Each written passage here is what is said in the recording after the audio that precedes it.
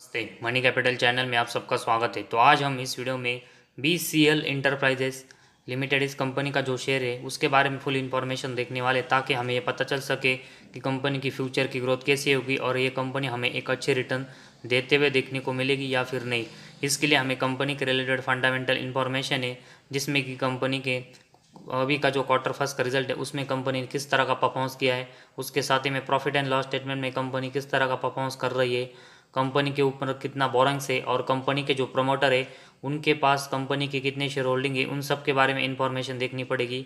तभी हमें एग्जैक्ट पता चलेगा कि कंपनी किस तरह का परफॉर्मेंस अभी कर रही है और आने वाले दिनों में कंपनी का परफॉर्मेंस कैसे रह सकता है। तो कंपनी के रिलेटेड जो इंपॉर्टेंट डिटेल्स है उसमें सबसे पहले हम कंपनी का जो बिजनेस है उसके बारे में इंफॉर्मेशन देखते हैं। तो BCL financial service limited was incorporate इन 1998। तो इस कंपनी की जो शुरुआत है 1988 से हुई थी और ये company business of investment and securities and providing loans and advance. तो कंपनी सिक्योरिटीज़ में इन्वेस्टमेंट करती है और उसके साथ ही में एडवांस और लोन्स है वो भी यहाँ पर प्रोवाइड करती है। तो इसी वजह से कंपनी का जो बिजनेस है वो हमें फाइनेंस सेक्टर में देखने को मिला है, जिसकी वजह से एक अच्छी ग्रोथ फ्यूचर में कंपनी कर सकती है। लेकिन इसके लिए कंपनी का अपने जो परफॉर्मेंस है उसमें भी यहाँ पर अच्छी ग्रोथ करनी पड़ेगी और फंडामेंटल अच्छे होने पड़ेंगे, तभी यहाँ पर कंपनी की एक अच्छी ग्रोथ फ्यूचर में होगी। तो कंपनी का जो बिजनेस है उसके बारे में हमने इन्फॉर्मेशन देख ली। इसके बाद कंपनी का पी रेशो देखेंगे तो ये हमें 3.04 देखने को मिला, जो कि एक अच्छा है। और उसके साथ ही में ROC कंपनी का 93.5% और ROE कंपनी का 73.2% का है। तो ऐसे में कंपनी का ROC और ROE वो भी कंपनी के बिजनेस के लिए अच्छे देखने को मिले। इसके बाद कंपनी का अभी क्वार्टर फर्स्ट का जो फाइनेंशियल रिजल्ट अनाउंसमेंट हुआ था उसके बारे में इंफॉर्मेशन देखते हैं। तो उसमें सबसे पहले हम कंपनी का सेल्स के बारे में इंफॉर्मेशन देखेंगे। तो जून 22 का जो क्वार्टर फर्स्ट है उसमें अभी कंपनी का सेल्स 5.18 करोड़ का हुआ है, जो कि इसके कंपेरेटिवली अगर हम क्वार्टर फोर में देखेंगे तो उस समय कंपनी का सेल्स सिर्फ 1.78 करोड़ का था। तो कंपनी का जो सेल्स है उसमें कंपनी ने क्वार्टरली बेसिस ज़रूर अच्छी ग्रोथ की है, लेकिन कंपनी का जो सेल्स अभी क्वार्टर फर्स्ट में हुआ है उसके कंपेरेटिवली क्वार्टर फर्स्ट में जो एक्सपेंस है वो सेल्स के कंपेरेटिवली ज़्यादा हुआ है, और उसी वजह से इस क्वार्टर फर्स्ट में कंपनी का ऑपरेटिंग प्रॉफिट निगेटिव में गया है, जो कि क्वार्टर फोर में कंपनी का सेल्स कम होने के बावजूद प्लस में था। इसका जो रीज़न है वो क्वार्टर फोर में कंपनी का जो एक्सपेंस है वो सेल्स के कंपेरेटिवली कम था, तो इसी वजह से ऑपरेटिंग प्रॉफिट भी प्लस में था। तो ऐसे में कंपनी के सेल्स है उसमें ज़रूर ग्रोथ हुई है, लेकिन कंपनी का ऑपरेटिंग प्रॉफिट अभी भी क्वार्टर फर्स्ट में माइनस में है। और उसके साथ ही में पिछले साल के क्वार्टर फर्स्ट में देखेंगे तो उस समय कंपनी का सेल्स 7.65 करोड़ का था, जो कि अभी थोड़ा सा कम 5.18 इस क्वार्टर फर्स्ट में हुआ है। तो ईयर और एयरबेस में कंपनी का जो सेल्स है उसमें यहाँ पर गिरावट देखने को मिली है। और उसके साथ ही में क्वार्टरली बेसिस कंपनी का जो सेल्स है उसमें ज़रूर कंपनी ने यहाँ पर क्वार्टर फर्स्ट में ग्रोथ की, लेकिन कंपनी का जो एक्सपेंस है वो सेल्स के कंपेरेटिवली क्वार्टर फर्स्ट में ज़्यादा हुआ है। उसकी वजह से कंपनी का ऑपरेटिंग प्रॉफिट इस क्वार्टर फर्स्ट में माइनस में गया है, और उसी वजह से कंपनी का नेट प्रॉफिट है वो भी माइनस में जाते हुए देखने को मिल सकता है, क्योंकि कंपनी का ऑपरेटिंग प्रॉफिट और ऑपरेटिंग प्रॉफिट मार्जिन है ये दोनों इस क्वार्टर फर्स्ट में माइनस में गए। तो ऐसे में कंपनी के परफॉर्मेंस के लिए ये निगेटिव बात है।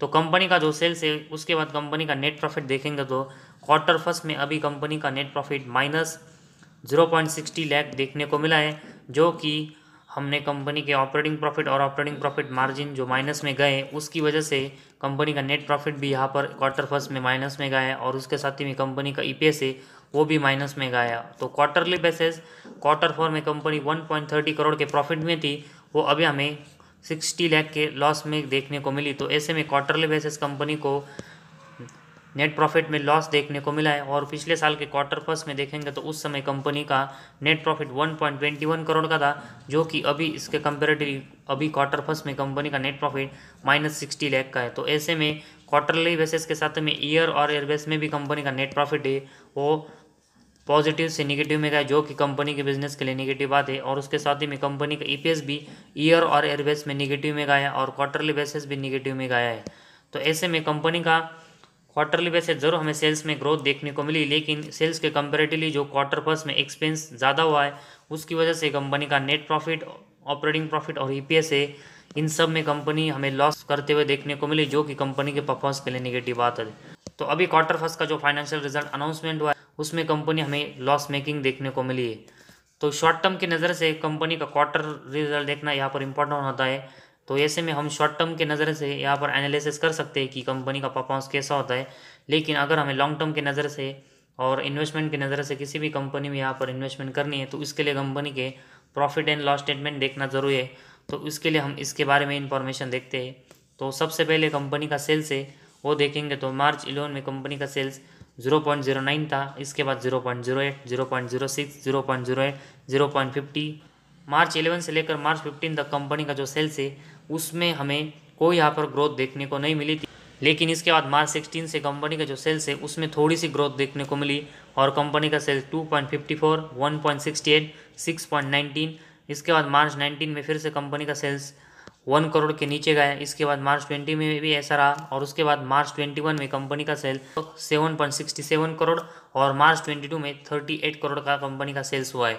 और साथ ही में ट्रेलिंग 12 मंथ्स में कंपनी का जो सेल्स है वो 36 करोड़ का हुआ है। तो पिछले अगर हम 3 साल से देखेंगे तो कंपनी के जो सेल्स है उसमें कंपनी ने ग्रोथ की है, जो कि कंपनी के परफॉर्मेंस के लिए पॉजिटिव साइन है।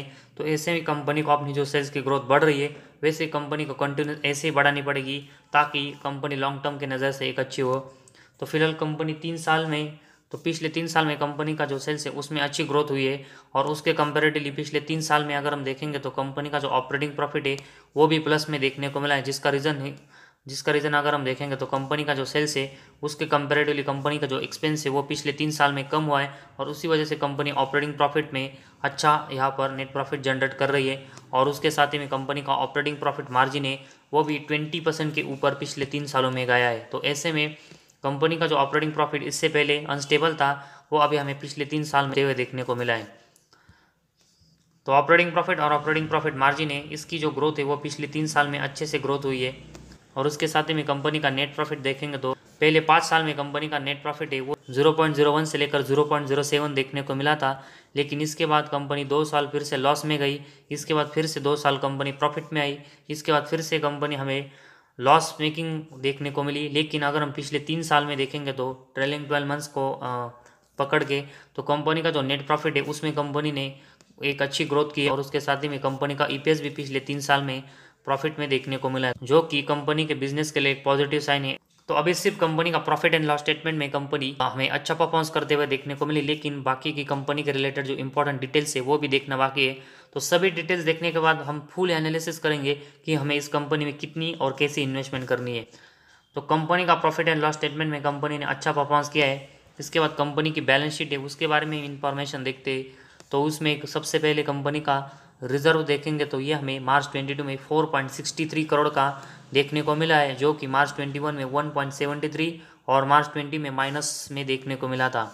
तो कंपनी का जो रिजर्व है वो भी अगर हम देखेंगे तो ये भी हमें कंटिन्यूस प्लस और माइनस में देखने को मिला था। लेकिन पिछले 2 साल में कंपनी के जो रिजर्व है उसमें भी कंपनी ने ग्रोथ की है, जो कि कंपनी के अच्छे परफॉर्मेंस के लिए एक अच्छा साइन है। और उसके साथ ही में कंपनी का बोरिंग्स अगर हम देखेंगे तो मार्च 22 में कंपनी डेट फ्री देखने को मिली है। ज़रूर मार्च 20 और 21 में कंपनी का बोरिंग्स थोड़ा बढ़ते हुए देखने को मिला था, लेकिन फिर से कंपनी अभी हमें डेट फ्री देखने को मिली। तो ऐसे में कंपनी जो डेट फ्री है इसकी वजह से कंपनी को यहाँ पर इंटरेस्ट रेट चुकाना नहीं पड़ रहा है और उसी वजह से कंपनी नेट प्रॉफिटेबल हमें पिछले कुछ साल में देखने को मिली है। तो कंपनी के जो रिजर्व की ग्रोथ है वो हमें अच्छे से गेन होते हुए देखने को मिली और उसके कंपेरेटिवली कंपनी डेट फ्री देखने को मिली, जिसकी वजह से कंपनी की जो बैलेंस शीट है वो अभी हमें पिछले 2-3 साल से स्टेबल देखने को मिली। तो ऐसी ही कंपनी को बैलेंस शीट अपनी जो स्टेबल है वो रखनी पड़ेगी, तभी फ्यूचर में कंपनी अच्छी ग्रोथ करेगी। इसके बाद कंपनी का कैश फ्लोज है उसके बारे में इंफॉर्मेशन देखेंगे तो इसमें कंपनी का नेट कैश फ्लो मार्च 22 में 0.03 देखने को मिला है। इससे पहले 4 साल देखेंगे तो कंपनी का नेट कैश फ्लो है वो माइनस में था, वो अभी हमें कंपनी इंप्रूव करके मार्च 22 में इसको प्लस में जनरेट कर रही। तो ऐसे में कंपनी के परफॉर्मेंस थोड़े से कैश फ्लो में भी मार्च 22 में इंप्रूव है। इसके बाद डेप्टर डेज के बारे में इंफॉर्मेशन देखेंगे तो मार्च 22 में कंपनी के डेप्टर डेज 5.83 है, जो कि मार्च 21 में 148 थी। तो कंपनी का जो डेप्टर डेज है वो बहुत ही मार्च 21 के कंपेरेटिवली मार्च 22 में कम हुआ है, जो कि कंपनी के बिजनेस के लिए एक पॉजिटिव साइन है। उसके साथ ही में कंपनी के जो इन्वेंट्रीज है वो भी मार्च 22 में 207 हमें देखने को मिले, जो कि मार्च 21 में 778 थे। तो कंपनी के जो इन्वेंट्रीज है उसमें भी कंपनी ने एक अच्छी ग्रोथ की है और ऐसी ग्रोथ कंपनी को इन्वेंट्री में कम करके यहाँ पर करनी पड़ेगी, तभी कंपनी के परफॉर्मेंस होंगे और यहाँ से आने वाले साल में इम्प्रूव होंगे।